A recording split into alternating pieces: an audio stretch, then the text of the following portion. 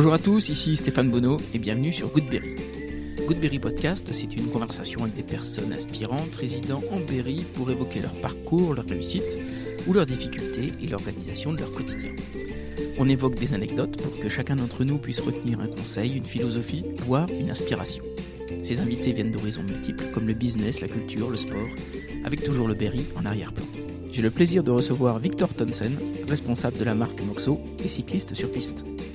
L'histoire de Victor est liée à un accident, un AVC hémorragique, à l'âge de 9 ans, alors qu'enfant, il participe à une course du championnat du monde de BMX. S'ensuit une période de coma, puis un diagnostic d'hémiplégie du côté droit, sans pouvoir parler, ni lire, ni écrire. C'est alors plus de 10 ans de rééducation pour aujourd'hui être à la fois un commercial reconnu, à la tête d'une marque de vélo créée par son père, et athlète cycliste sur piste, devenu il y a peu vice-champion de France. C'est cette capacité de résilience d'un enfant devenu adulte qui force l'admiration et sa volonté est communicative. On a évoqué l'accident et ses conséquences, mais on a également parlé d'adaptation, d'acceptation, de zone de confort, de course, de victoire. Parce que je crois beaucoup en la valeur de l'exemple, je vous embarque à la découverte de Victor Tonnesen, un battant qui s'est battu. Goodberry, c'est parti. Salut Victor. Bonjour. Je suis pour la deuxième fois ici chez Tonnesen. J'avais interviewé Jackie au tout début des épisodes. Et donc, je suis très heureux en fait, de le faire avec toi cette fois-ci. Eh ben, merci beaucoup. D'ailleurs, comment tu qualifierais, toi, ton père ? Il a une idée à la seconde. Il me pousse professionnellement comme sportivement à me sortir de ma zone de confort. C'est une chance, une opportunité même. Quelle qualité tu lui trouves, toi ? Il est jamais pessimiste, il est toujours optimiste. Ouais. Et il veut toujours aller vers l'avant, même si les chiffres sont en baisse, il est toujours optimiste. Et dans ton parcours, toi, ton parcours de vie, ça t'a poussé ? Oh oui, avoir un père optimiste qui me pousse à aller vers l'avant. Même après mon accident, il m'a toujours poussé. Ton histoire perso, toi, elle est liée à un accident que tu as eu à 9 ans, c'est ça ? C'est ça, j'ai fait un AVC hémorragique à l'âge de 9 ans et demi. Cet AVC, il est dû à cause d'une malformation au cerveau. J'avais une artère qui était fragile et qui devait exploser un jour ou l'autre. Et j'étais un petit garçon classique qui faisait du vélo. Du vélo de course ? Du bicross. Du bicross, ouais. Du bicross. Et donc, j'étais 3 fois champion de la région Centre. J'étais 3e de France, 9e d'Europe. Et à 9 ans, je m'attaquais au championnat du monde à Valkenvarst en Hollande. D'accord. À cause du stress, de la pression et de la chaleur, mon artère a explosé, ce qui a répandu du sang dans mon cerveau. Donc, je suis directement tombé dans le coma. Mais pendant le trajet ? Ah non, pendant la course. Pendant la course ? Pendant la course. Où en fait, comme c'était les championnats du monde, c'était filmé. Et donc, moi, je me vois tomber en pleine course, mais je ne vois pas le après. D'accord. Donc, les séquelles, c'est que j'étais hémiplégique côté droit. Je ne pouvais plus parler, ni lire, ni écrire. Hospitalisé à l'hôpital de Nimègue. Heureusement, comme c'était les championnats du monde, il y avait un staff médical qui est le moment où je suis tombé et le moment où j'étais sous respiration artificielle. Il y a eu à peu près 1 minute 30, quoi. Si c'était sur la plage ou... non. C'était trop tard, ouais. Je suis content d'être ici. Ouais. Voilà. Et Victor, tu te rappelles de ton séjour à l'hôpital, toi ? Pas du tout. Non, tu t'en rappelles pas ? Pas du tout. Je suis resté à peu près pendant 15 jours dans le coma. Ok. L'opération que j'ai... je détaille pas, mais j'ai eu une lourde opération. J'étais opéré en Hollande. Et après, j'étais en France, à Tours, pour ensuite, pendant 15 jours. Et ensuite, à Châteauroux. T'as souffert physiquement ? Non, parce que au début, je m'en rendais pas compte que j'ai eu cet accident et je croyais pas mes parents. Et c'est au fur et à mesure que j'ai compris que ma main droite, mon bras droit ne reviendrait plus jamais. Quand tu me dis hémiplégique du côté droit, c'est-à-dire que quand tu reprends conscience de ton corps, tu sens que tu ne peux plus bouger ? C'est ça. Je peux plus bouger. Ma main droite, je peux plus lever les doigts, etc. Et j'imagine qu'à 9 ans, on souffre mentalement. J'étais encore un petit garçon et je me suis tout de suite adapté à mon handicap. D'accord. Et la chance que j'ai eue, c'est que j'ai pu directement aussi, 3 mois après, réintégrer mon école. Donc, j'ai pas été en centre de rééducation. Ton école primaire ? Mon école primaire, c'est ça. À cette époque-là, tu as quelqu'un qui t'aide? Oui, voilà, j'avais une AVS, aide vie scolaire. Je pouvais pas lire ni écrire. J'étais quand même à l'école. Ouais. Et le regard des autres à cette époque? Parce que j'imagine que les enfants, c'est dur. Hein. Surtout au collège. Ah, c'était au collège où c'était dur? C'était compliqué, mais bon. Ce qui est intéressant, c'est comment tu réussis à t'adapter, à surmonter ça. J'ai ma famille qui est là, qui me soutient, et j'ai une autre vision de la vie, une vision où je savoure mieux la vie. Bon, il y a des problèmes du quotidien, mais je me dis, c'est pas grave, il y a toujours pire. Comme dit mon père, un discours toujours optimiste. Ouais. Et il y a des mots, des paroles qui t'ont fait du bien pendant ces périodes difficiles? Mon père qui, après mon accident, me racontait ce qui s'était passé. Ouais. Puis c'est là, 6 mois après, 1 an après, que je me disais, ah ouais. Et c'est surtout mon entourage qui a souffert. Moi, j'ai pas souffert. Je dormais, donc... J'imagine qu'il y a une prise en charge de la médecine, des orthophonistes, des choses comme ça. Donc j'ai fait 9 ans d'orthophonisme où j'ai appris à lire, à écrire et 9 ans de kiné. Donc de 9 ans à 18 ans, quoi, en gros. Exactement, oui. C'est ça. En fait, et l'avantage, c'est que le kiné venait à mon domicile faire mes séances de kiné et pareil pour l'orthophonie. Tu te souviens de ces exercices de kiné? Oui. C'est les 6 mois après que j'ai vachement récupéré. À 18 ans, j'ai voulu refaire du vélo. J'arrivais pas à faire du bicross parce que à chaque bosse, ma main lâchait. T'avais pas d'appréhension de refaire du bicross? Non. J'étais une tête brûlée, je voulais refaire du vélo. J'ai un petit vélo dans la tête. Comme le bicross, je ne pouvais pas. J'ai cherché un sport où il n'y avait pas de dérailleur, pas de frein avant. C'est pour ça que le cyclisme sur piste, c'était le top. Parce que c'était déjà sécurisant. On tournait en rond. Pas de vitesse, pas de dérailleur, il n'y avait rien du tout. Et pendant toutes ces années de 9 ans à 18 ans, quel était le plus gros sacrifice pour toi? Le regard des autres. Au collège, c'était le regard des autres. C'était très compliqué. T'en as gardé une force? Ma force, c'est mon handicap. Parce que maintenant, je le vois bien. Quand j'ai repris la compétition en handisport, mais aussi en valide, de me mesurer aux valides et de battre des valides, c'était top, quoi.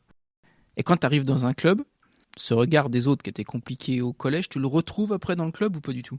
Pas du tout. La première fois que j'étais au Vélodrome d'Issoudun, tout le monde me regardait bizarre, mais pas d'une sensation c'est qui. Mais ils avaient peur pour moi parce que j'étais différent.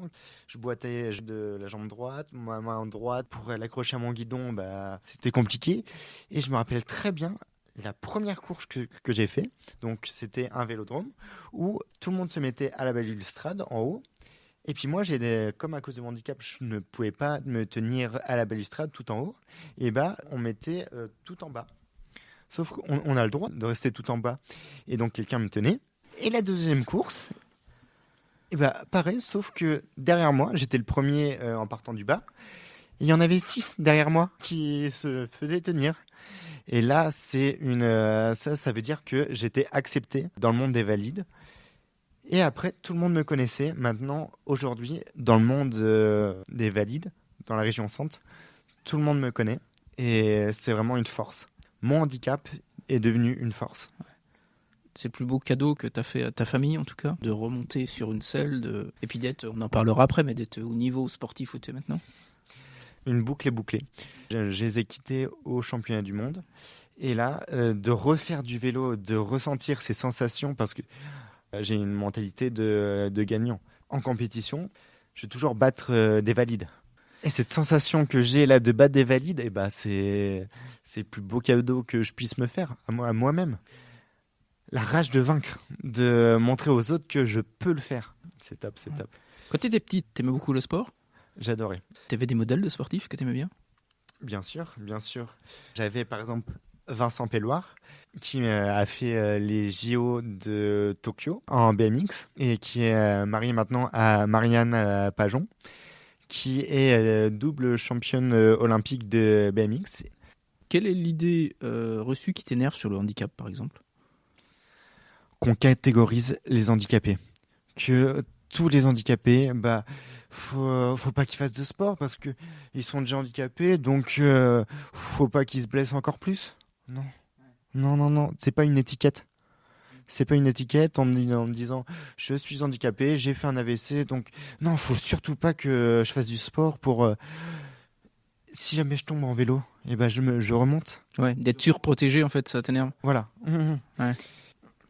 Et donc, pour revenir à cette période d'adolescence, tu prends un peu de retard dans les études ou t'arrives quand même à suivre ? C'est compliqué, bien sûr, c'est beaucoup plus dur pour moi de suivre les études par rapport à quelque chose de valide, mais j'ai une mentalité de gagnant. Ouais. Je veux toujours vaincre les autres. Par exemple, mon bac, j'ai pas eu d'année de retard. Ah, génial. Ensuite, j'ai fait un BTS comptabilité. Ouais. J'ai eu toutes les matières, sauf la comptabilité. Pour un BTS comptabilité, c'est un peu con. C'est pas moi qui aime pas la comptabilité. Je pense que c'est la comptabilité qui veut pas de moi. Mais bon, sportivement, j'ai rebondi. Et professionnellement aussi, j'ai rebondi. On a créé la marque Moxo en 2016. Donc une marque de vélo. Une marque de vélo. Et on les distribuait via des loueurs de vélos sur la côte. Et en parallèle, on a développé un triporteur électrique pour personnes âgées ou pour personnes handicapées. Tout simplement parce que quand j'étais en fauteuil roulant, avec mon papa, je pouvais pas aller me balader dans la forêt ou en famille. Donc c'est ce projet familial qui est devenu ça. Un projet commercial, une marque. Exactement. Et quand je vais en rendez-vous clientèle, j'apporte mon témoignage aussi. J'ai été confronté au handicap. Et quand on est en fauteuil roulant, il y a peu de moyens pour se déplacer. C'est pour ça qu'on a créé ce produit. Pour revenir à l'école, il y a des matières que tu aimais bien, toi ? Les maths, j'adore les maths. Ah ouais. C'est calculs commerciaux, les remises, etc. Ça vient de ton père, ça. C'est ça. Et c'est qu'ensuite, après mon BTS compta, j'ai fait un BTS NRC, négociation en relation client, en alternance chez mon père. Et ensuite, j'ai fait une licence RDC, responsable de développement commercial, toujours en alternance chez mon père, que j'ai eu. Et maintenant, je suis jury à la CCI, carrément. D'accord. Pour niveau Bac+2. C'est une fierté et un honneur pour moi d'avoir été derrière les jurys et maintenant d'être jury. Ouais, c'est top. Tu te souviens de ton premier entraînement, toi, de cyclisme sur piste ? Oh oui, très. Parce que j'imagine que t'as pas les mêmes repères que le BMX. Pas du tout. Qu'est-ce qui t'a étonné le plus dans ce sport ? Les virages. En fait, les virages sont inclinés à peu près 37 degrés. On a un pignon fixe, ça veut dire et des pédales auto. Ouais. Quand tu veux t'arrêter, tu peux pas. Il faut décélérer. Quand on est en compétition, qu'on est un groupe de 30, s'il y a un gars qui tombe devant toi, tu as une fraction de seconde pour te dire ça m'est arrivé une seule fois au Vélodrome d'Issoudun. Il y en avait 12 qui sont tombés. Et le premier debout, c'était moi. C'est une belle revanche. J'ai fait un soleil, mais... Quelle est ta première performance ? C'est-à-dire que quand est-ce que tu t'es dit « Ah tiens, je peux quand même faire des temps intéressants ». La première année que j'ai eu ma licence FFH, Fédération Française Handisport, avec mon papa, il y avait une course UCI, Union de cyclistes internationale, au Vélodrome du Mans. On y allait en mode touriste. Et là, il y avait le champion du monde russe qui avait pas de bras et il avait un harnais qui permettait de tourner. D'accord, ok. Et par contre, il avait des cuisses. C'était un ancien militaire. D'accord. Et je roulais contre lui. Bizarrement, je suis arrivé 3e, derrière un Suisse et un Belge. Et là, je me suis dit, c'est là le déclic. Et l'année suivante, j'étais au Vélodrome de Bourges pour les championnats de France. Et on était 5. Il y avait une épreuve qui s'appelle le 3 km départ arrêté. Et selon ton temps, il y a la petite finale et la grande finale. Moi, j'ai réussi à atteindre la petite finale. En face de moi, il y avait une personne aussi de 54 ans. J'ai réussi à le dépasser, à atteindre la médaille de bronze, chanter pour la première fois la Marseillaise. C'était... Et là, je me suis dit, waouh, c'est ça. C'est top. Tu te prépares, toi, mentalement ? Si tu as quelques trucs à nous donner. Alors, il y a une phrase des bronzés font du ski. Pas faite encore. Donne tout, avec un malentendu, ça peut passer. Et bah voilà. Et à chaque fois, je donne tout, et c'est pour ça que cette année, les championnats de France, c'était mon club organisateur, l'AC Babéry, association cycliste du Babéry Issoudun, qui organisait les championnats de France. Et dans ma catégorie, il y avait le champion olympique et champion du monde. Je me suis donné à fond. Et j'ai réussi à être vice-champion de France derrière le champion olympique. Et ça a de la gueule, ça. Ça, c'est bon. Et puis, il y avait toute ma famille. Il y avait mes parents, mes grands-parents, ma belle famille, ma chérie. Tout le monde m'encourageait, et ça m'a donné une rage de vaincre, et clairement les bouffer. Les bouffer pour arriver le deuxième à la ligne d'arrivée. C'est un des plus beaux jours de ta vie ? Ah bah, cette sensation qu'on a quand on passe la ligne d'arrivée, ouais. C'est top, quoi. Et donc je reviens au mental. Est-ce que tu as des marottes, des porte-bonheur, des choses comme ça avant d'aller sur la piste ? Dans ma tête, c'est le surpassement, quoi. Y aller, et le dépassement de soi-même, quoi. Sortir de sa zone de confort. Et professionnellement aussi. Comme je te l'ai dit, j'ai de l'aphasie. L'aphasie, c'est en période de stress, j'ai la phrase dans ma tête, mais j'arrive pas à la sortir. D'accord. Moi, dans mon métier, des fois, je fais des discours devant 30 personnes. Et au début, c'était compliqué. Mais sportivement comme professionnellement, je veux sans cesse sortir de ma zone de confort pour m'améliorer, pour être meilleur, quoi. Et comment tu fais quand tu dois intervenir devant 30 personnes ? La préparation, je me répète, je répète dans ma tête, je fais aussi de la rééducation aussi, au niveau de ma bouche, au niveau de mes lèvres, et je répète dans ma tête.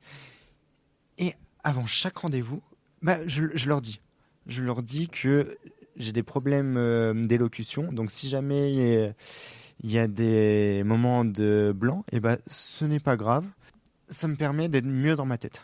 Est-ce que tu as eu des échecs sportifs ? Alors, oui, j'ai eu un gros échec sportif. J'étais à fond dans l'handisport. Ouais. Quand on fait des courses UCI, Union de cyclisme internationale, tu marques des points UCI. À la fin de l'année, celui qui a le plus de points UCI va au championnat du monde. D'accord. J'étais le Français qui avait le plus de points UCI.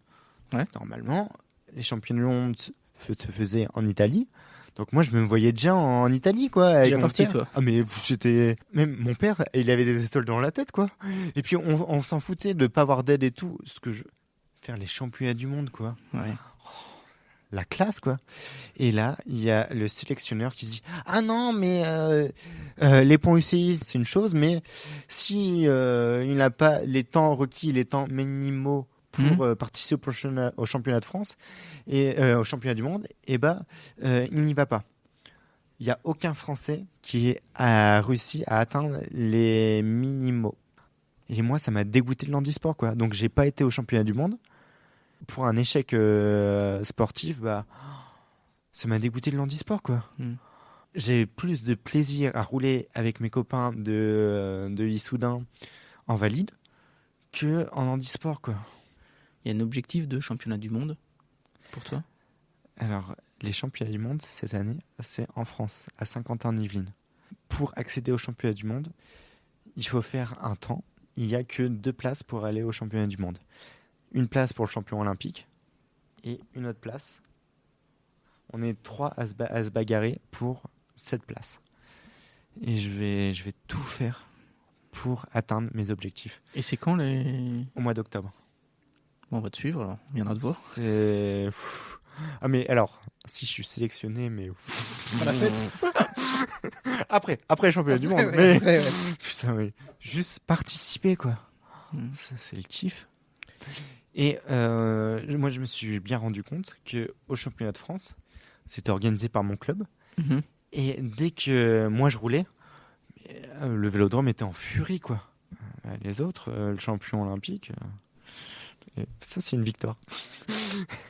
Tu fais attention à ton alimentation ? C'est très compliqué. C'est très compliqué parce que je suis commercial.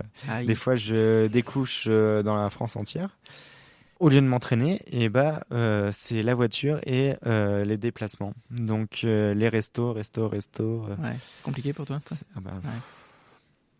Tu fais un peu de muscu, côté Alors, t'entraîner je fais beaucoup de musculation, surtout au niveau du côté droit, pour rééquilibrer mon côté droit. Ouais, parce que ton côté gauche est du coup plus musclé que le côté droit. Oui, voilà. Au niveau de mon mollet gauche a 4 cm au niveau circonférence de plus que mon mollet droit. Et quand je pédale, ça n'a rien à voir. Mon handicap, c'est un handicap iceberg. C'est-à-dire qu'on voit un tout petit peu, mais le plus important est sous la mer. Ça a été dur au début pour toi de te projeter comme un commercial ? C'était très compliqué parce que au niveau de mon aphasie, la relation client, c'était compliqué parce que je stressais beaucoup. Ça fait maintenant 4 ans que je suis commercial et maintenant j'ai cette aisance devant la clientèle qui fait que j'ai ces performances.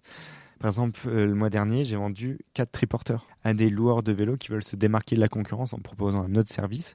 J'en ai vendu 2 à l'île d'Oléron et 2 au Sable d'Olonne pour la location. Tu roules un peu sur la route, toi, pour le plaisir ? Bien sûr.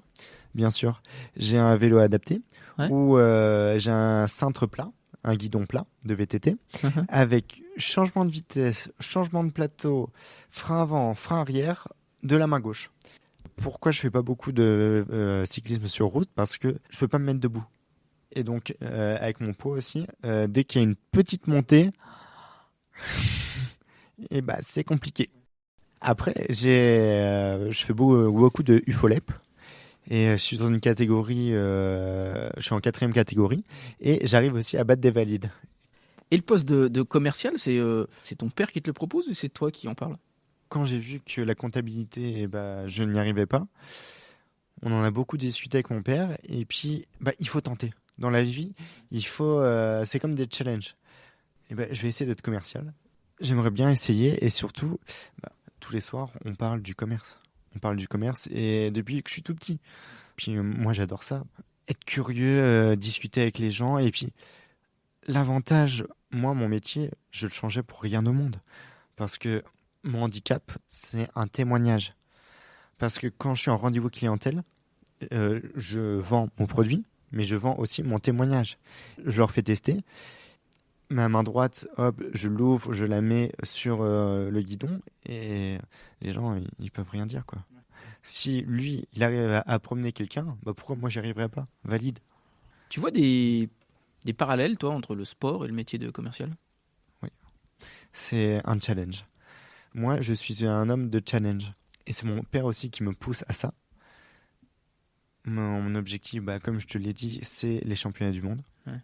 Mais professionnellement, c'est d'être référencé par une enseigne, l'enseigne Cap Vital. C'est ça l'objectif. Cap Vital, c'est quoi ? C'est 250 magasins en France. L'activité, c'est du matériel médical. Et ils ont un atelier de SAV. S'il y a un problème de moteur ou de batterie, c'est eux qui interviennent. D'accord. Et nous, on est le fabricant. Ah, ok. Tu te souviens du premier contrat que tu as signé ? C'est comme la première fois qu'on fait du vélo, quoi. On s'en souvient. Ouais, tu peux nous raconter ? Ça se passe où ? Alors, ça se passe à Montpellier, où il y avait un petit garçon qui a eu un accident de voiture, qui était tétraplégique. Et je leur ai apporté mon témoignage, que moi aussi j'étais en fauteuil roulant, et que mon père ne pouvait pas aller me balader. Et c'est pour ça que je commercialise ce produit, pour aller balader le petit garçon qui a eu un accident de voiture. Tu l'as vu, le petit garçon ? C'est là aussi que je me dis que j'ai de la chance. Il n'y a que mon bras, quoi, qui ne reviendra jamais. Mais je me suis adapté à ce mode de vie. J'ai fait le deuil et je lis beaucoup aussi. Il y a un livre qui m'a marqué. Il y a une série aussi. C'est le Phénix renaît de ses cendres. C'est 24 athlètes qui ont eu un accident. D'accord. Soit hémorragique, soit accident de voiture, avec la rage de vaincre, de montrer aux autres que on est capable et que même si on a un handicap, on peut battre des valides. Surtout une fille qui n'a pas de bras, pas de jambes, qui fait de l'escrime et qui arrive à être championne olympique, quoi. Ouais. Avec un manchon avec au bout une lame, et elle est championne olympique. Après, le livre, La résilience par le sport, Ok. où c'est 10 athlètes qui sont tombés au fond du trou et que le sport, c'est un lien social et qui font des exploits, quoi. On a parlé reportage, livre. Qu'est-ce que t'écoutes comme musique, toi? J'adore les années 80. Petite chanson? Est-ce qu'il y a un film qui t'a Oui. qui t'a Oui. marqué? C'est ça. Alors, de toutes nos forces, c'est l'histoire. C'est une histoire vraie, Ouais. d'un petit garçon qui est né de naissance handicapé. Mhm. Et son père était un triathlète qui faisait des Ironman. Et le petit garçon a une rage de vaincre et veut faire un Ironman de Nice. Et son père, au début, était grognon, ne voulait pas... parce que on en revient toujours au même. Il est déjà handicapé, donc faut le préserver. Mais non, merde, une personne en situation de handicap, faut qu'elle vive, quoi. Et elle aussi a besoin de vivre des expériences fun. Et donc, il s'adapte comme il peut pour faire l'Ironman de Nice. Et à la fin, ils réussissent, quoi. Un Ironman, il faut faire moins de 16 heures. Et ils font 15h45, quoi. D'accord. Bien sûr, j'ai pleuré. Parce que c'est... Ouais. Et là, je me dis, waouh. On est dans ton bureau, là, et une affiche derrière toi du championnat de France sur piste de Bourges. C'est important que tu gardes l'affiche? Ah ben, je vais même l'agrandir. Je vais faire un poster avec mes 2 médailles, Ouais. médaille d'argent. Il y a une médaille que j'ai encadrée, qui est au-dessus du bureau de mon père, avec une photo de lui en train de me tenir. C'est symbolique, quoi. Il y a un poster de biche dans une forêt. Parce que t'es nature? T'es C'est ça, nature? je suis à fond nature. Non.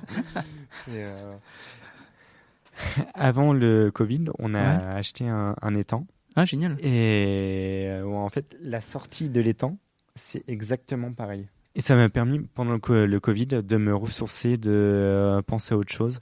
Ouais. Et vraiment, c'est cet étang, même l'état d'esprit, quoi. Donc, alors pour moi, le confinement, c'était très compliqué. C'est-à-dire? Parce que moi, j'avais l'habitude de partir en déplacement toutes les semaines. Ouais. Et là, d'être, excuse-moi pour le mot, mais une larve, c'est-à-dire me lever le matin et puis me dire, bon, qu'est-ce que je vais faire? Non, je ne pouvais pas. Donc c'est pour ça que je faisais beaucoup de courses à pied. Je faisais 15 km de course à pied pour me vider l'esprit. Avant, c'était le vélo qui me faisait penser à autre chose, vider l'esprit, mais maintenant, c'est la course à pied. Et la course à pied avec le handicap, il est moins difficile qu'en vélo? Alors, en fait, au début, je faisais beaucoup de courses à pied, mais je me suis rendu compte que j'avais des sciatiques au niveau du dos. À mon âge, c'est pas bon. C'est pas bon. Donc, vraiment, le vélo, c'est ma rééducation. Même de sortir en peloton, de faire 70 km avec les valides, et c'est le pied, quoi. Dès que je monte sur un vélo, je me rééduque. Et ça, c'est top, quoi. Ouais. C'est une motivation de plus. Ça te soigne le corps et l'esprit. Et l'esprit surtout. Ouais. Et ce qui m'a beaucoup aidé, c'est la reconnaissance. La reconnaissance quand je vais sur des courses valides, quoi. Au Vélodrome de Descartes, Issoudun ou à Saint-Amand-Moron, quoi. Tout le monde me connaît, et c'est une fierté, quoi. Et c'est pas étonnant que moi, quand je roulais, au tout début, je roulais avec des gamins qui avaient 10-11 ans. Et leur objectif, c'est de me battre, quoi. C'est de génial. Me battre. Et il y en a 5 qui sont en sélection régionale et il y en a un qui est champion du monde. Champion de France. Champion de France. Et c'est pas un hasard. Et ce club d'Issoudun, pour toi, c'est quoi? C'est une deuxième famille? Voilà, c'est le mot. Ouais. C'est une deuxième famille. Là, ils m'ont vu évoluer, grandir. c'est une partie grâce à eux que je suis 2 fois vice-champion de France, quoi. Ouais. Parce que c'est mon président de club, Roger Hervouet. Je fais partie de la famille, quoi. D'accord, c'est bien. Et tu t'entraînes quoi tous les week-ends, du coup? Alors, je m'entraîne avec le club de Châteauroux, Châteauroux Métropole Cycliste, avec D'accord. comme président Cyril Fontaine D'accord. et comme entraîneur Rémi Benarfa. C'est lui qui m'encadre, qui planifie les parcours. Et je le remercie beaucoup. Bizarrement, à chaque fois que je fais des sorties, il y a des bosses. C'est bizarre, hein. Et puis, il m'encourage. Allez, Victor, allez. Et bon. Puis, moi, je suis... Ouais, ça va. Et puis, les gars devant, bon, ça va. Bon, alors, le boulot, ça... Non. Mais bon, j'arrive à tenir, donc c'est... Et c'est ça aussi une de mes forces, quoi. C'est que les sorties, je les fais avec les valides. Je me sens valide. Quel conseil tu donnerais, toi, à un jeune qui veut faire du cyclisme sur piste? Essayer. Essayer. Essayer. Il y a qu'en essayant qu'on sait si ça nous plaît ou pas. Et même l'athlétisme. L'athlétisme, faut essayer pour voir si on aime ou pas. Et la vitesse sur le vélodrome, ça t'a pas fait peur au début? Non. Non. Non. Parce que ça va vite. Je vais à peu près 50 km/h en vitesse max. Donc, Ouais, ça va vite. Après, au Vélodrome de Bourges, les virages sont inclinés à 46 degrés d'inclinaison. Donc, si on va à 30 km/h, on tombe. Oui. On tombe. Donc, je suis jamais tombé. Bon, Donc, voilà. Ce que je veux dire, c'est que les personnes qui sont en situation de handicap, essayez. Essayez d'aller voir un club, de même aller me voir pour que je leur apporte mon témoignage. Et puis, on a une ville qui est super dynamique. Entre la piste de bicross, la Margotière, Balzaneo, on a plein de moyens pour tester des sports. Quand tu dis que t'aimerais, tu peux apporter ton témoignage, si quelqu'un veut te contacter, comment on te retrouve, toi, sur le net? Alors, soit vous tapez sur Google Victor Tonnesen, Ouais. et puis vous avez mon numéro de téléphone. Sinon, on a un site Moxo, Ouais. avec... Pas le Nord, commercial. Non, Ouais, avec la fiche technique, il y a marqué « Retrouvez-moi au 06 ». D'accord, ok. Donc je mettrai tout ça sur les liens. Dernière question, Victor, qui est un peu rituelle dans le podcast. Quel est ton endroit préféré, toi, dans le Berry? Là où je me sens le mieux, Ouais. c'est au Vélodrome d'Issoudun, Ouais. avec les copains. Ouais. Je pourrais passer des journées là-bas, à tourner en rond. Sur le vélo? Sur le vélo. C'est vraiment... Issoudun, c'est ma seconde famille. Ils m'ont appris tellement de choses. Ils me soutiennent à 100%. Et vraiment, c'est ma seconde famille. Et je les remercie. Je remercie toute la famille Hervouet. Ouais. Question subsidiaire, pour revenir au commerce. Quand tu fais du vélo comme ça, quand tu fais des tours de piste, tu penses au boulot ou pas du tout? Je pense à rien. À rien. Je pense à rien, à me rééduquer et à battre les autres. Quand je suis en sprint et qu'on est en file indienne et que je fais beaucoup de bruit, moi, pour exprimer que je suis à fond. C'est-à-dire, tu fais beaucoup de bruit? Tu fais peur? Et au début, c'est un peu déstabilisant, mais non, c'est ma manière d'être à fond. Et vraiment, de battre des valides, c'est la revanche d'une vie. Et... En tout cas, merci Victor pour ton témoignage. C'est une belle rencontre, en tout cas, on ne se connaissait pas avant. Merci à toi de m'avoir interviewé, c'est vraiment top. C'est un plaisir partagé, en tout cas. C'est vraiment un exemple de résilience, quoi. J'ai une autre vision de la vie. Je suis toujours optimiste, je me plains jamais. Parce que quand on a frôlé la mort, qu'est-ce qui peut nous arriver de pire? Ma main, je la retrouverai jamais, mais bon. Mais t'as trouvé d'autres choses? Un sourire, ça vaut tout l'heure du monde. Donc si tu demandes de l'aide à quelqu'un avec un sourire, ça passe. Ça passe. Merci en tout cas, Victor. Merci à toi. Salut. Salut.